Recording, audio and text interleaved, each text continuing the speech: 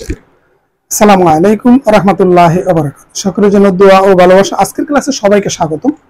নবম দশম শ্রেণীর শিক্ষার্থীদের জন্য আমার আজকের এই বিশেষ ক্লাস। শিক্ষার্থীরা, আমি তোমাদের নবম দশম শ্রেণী বাংলা ব্যাকরণের অনুচ্ছেদ অনুযায়ী প্রতিটা অনুচ্ছেদ থেকে আমি সংক্ষিপ্ত প্রশ্ন তথা নৈবেদিক প্রশ্ন নিয়ে আলোচনা করতেছিলাম। আমি ইতিপূর্বে 4টি ক্লাস তোমাদের জন্য দিয়েছি। আজকে পঞ্চম পরিচ্ছেদের ক্লাস নিয়ে আলোচনা করব। পঞ্চম পরিচ্ছেদে যে নৈবেদিক গুলো আছে তোমাদের অনুশীলনে, সেই নৈবেদিক গুলো নিয়ে আলোচনা করব। দেখো, প্রথম নৈবেদিকটা দেয়া আছে, বাংলায় মৌলিক স্বরধ্বনি কয়টি? উত্তর হবে 60টি। বাংলায় মৌলিক স্বরধ্বনি কয়টি? উত্তর হবে 60টি। বাংলা মৌলিক স্বরধ্বনি 60টি। এটা যদি প্রশ্ন করা হয়, এটা সহজ উত্তর। কিন্তু যদি বলা হয় বাংলা ভাষায় কতগুলো মৌলিক ধ্বনি রয়েছে?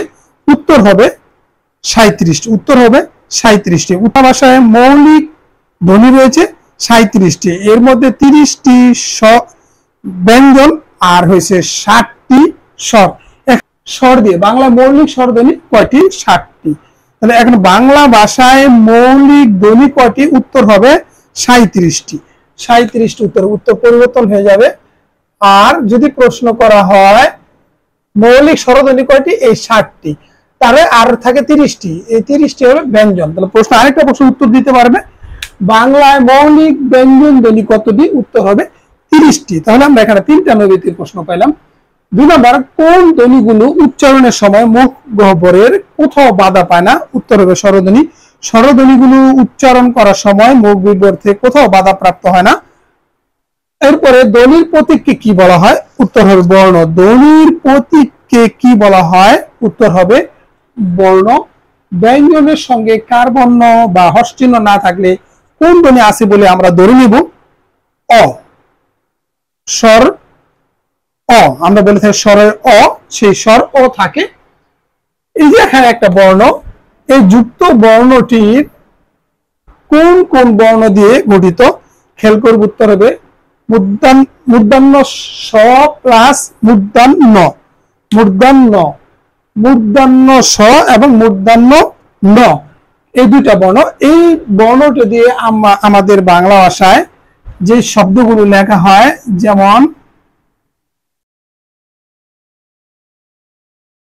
কৃষ্ণ শব্দটি, এই শব্দ এই যুক্ত বর্ণ দিয়ে লেখা হয়ে থাকে। কৃষ্ণ, বিষ্ণু, এরকম লেখা হয়ে থাকে। তখন এরকম শব্দ দিতে পারে, শব্দ দেওয়ার পরে বলবে এই শব্দের, কৃষ্ণ শব্দের এই যুক্ত বর্ণটিকে ভাঙলে কি পাওয়া যায়। এরপরে স্বরবর্ণের সংক্ষিপ্ত রূপকে কি বলে? উত্তর হবে কার। স্বরবর্ণের সংক্ষিপ্ত রূপকে বলা হয় কার। ব্যঞ্জন বর্ণের বিকল্প রূপের নাম কি? অনুবর্ণ। ব্যঞ্জন বর্ণের বিকল্প রূপের নাম অনুবর্ণ। নিচের কোন জোটটি যুক্ত বর্ণের রূপভেদ প্রকাশ করে?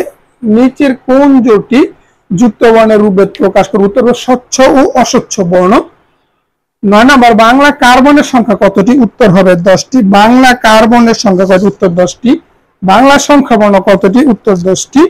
ব্যঞ্জন বর্ণের সংক্ষিপ্ত রূপে কি বলে? উত্তর ফলা।